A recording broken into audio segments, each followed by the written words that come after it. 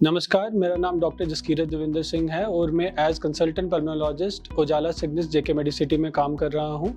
आज हम world asthma day पे लोगों के लिए एक अवेयरनेस कैंपेन चला रहे हैं और उसके साथ साथ लोगों को अवेयर कर रहे हैं कि एस्थमा को कैसे डायग्नोज किया जाए, कैसे एस्थमा से बचा जाए और कैसे एस्थमा का अच्छा ट्रीटमेंट करवा कर हम एक नॉर्मल ज़िंदगी जिएं। अब सबसे पहले मैं ये बताना चाहूँगा कि एस्थमा एक ट्रीटेबल प्रिवेंटेबल डिजीज़ है। एस्थमा बेसिकली उन लोगों में पाया जाता है जिनमें एक जेनेटिक प्रीडिस्पोजिशन यानी कि बचपन से उनके अंदर वो करैक्टरिस्टिक्स होते हैं जिनसे उनको छोटी मोटी चीज़ों से एलर्जी हो, जैसे कि डस्ट हो गया, धुआं हो गया, धूड़ मिट्टी हो गई या ठंडा पानी, या इन सब चीज़ों से उनको किसी किस्म की कोई एलर्जी डेवलप होती हो। ये एक सबसे कॉमन टाइप ऑफ एस्थमा है जो हमारे इंडिया में पाया जाता है। दूसरा जो किस्म है वो पाया जाता है ऑक्यूपेशनल इंड्यूस्ड एस्थमा, यानी कि जिस जगह हम काम करते हैं अगर वहाँ पे धूल, धुएं, मिट्टी का एक्सपोजर हो, उस वजह से भी लोगों के अंदर एस्थमा डेवलप होता है, जिसको हम एडल्ट ऑनसेट एस्थमा भी कहते हैं। एस्थमा में सबसे पहले जो लक्षण हमें मिलते हैं, पेशेंट आके हमारे पास कंप्लेन करता है कि उसे खांसी होती है, कई बार सुबह सुबह उठना पड़ता है और उसको एक सीटी वाली आवाज़ या जिसको हम वीजिंग साउंड कहते हैं वो सुनाई देती है। एस्थमा का डायग्नोसिस करना कोई ज़्यादा मुश्किल नहीं है। अगर आपको खांसी आ रही है, अगर आपको सांस लेने में तकलीफ हो रही है, अगर आपको विस्लिंग साउंड या वीजिंग साउंड सुनाई दे रही है, तो आप अपने पल्मोलॉजिस्ट को कंसल्ट करें और अपने टेस्ट करवाएं।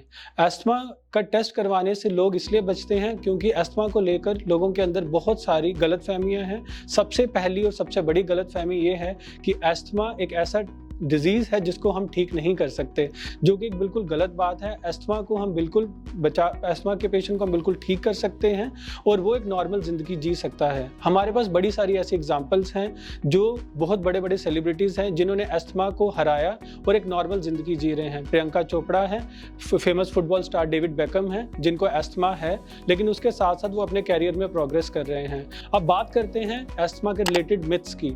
सबसे पहला मिथ जो हमारे आसपास जम्मू में, इंडिया में है कि एस्थमा के जो इनहेलर्स हैं या रोटा कैप है या नेबुलाइजेशन है उसकी आदत पड़ जाती है, जो कि बिल्कुल भी गलत है।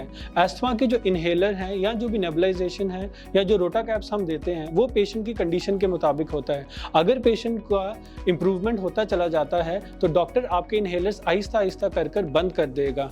दूसरी चीज़ ये है कि अगर आपको दोबारा कभी इनहेलर लेने की ज़रूरत पड़ती है तो फिर भी आपको इसकी आदत नहीं पड़ेगी।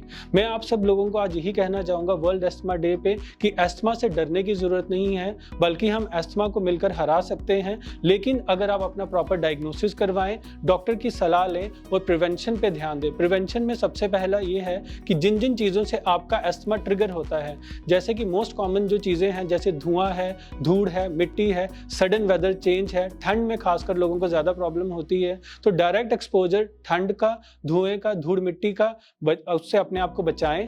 और दूसरी चीज़ ये है कि जब भी आपके अंदर एस्थमा के जो लक्षण मैंने आपको बताए हैं, आपको लगता है कि वो लक्षण हैं, तो जरूर आके अपने चेस्ट स्पेशलिस्ट से मिलें, अपना ट्रीटमेंट करवाएं और एक नॉर्मल जिंदगी जिए। धन्यवाद।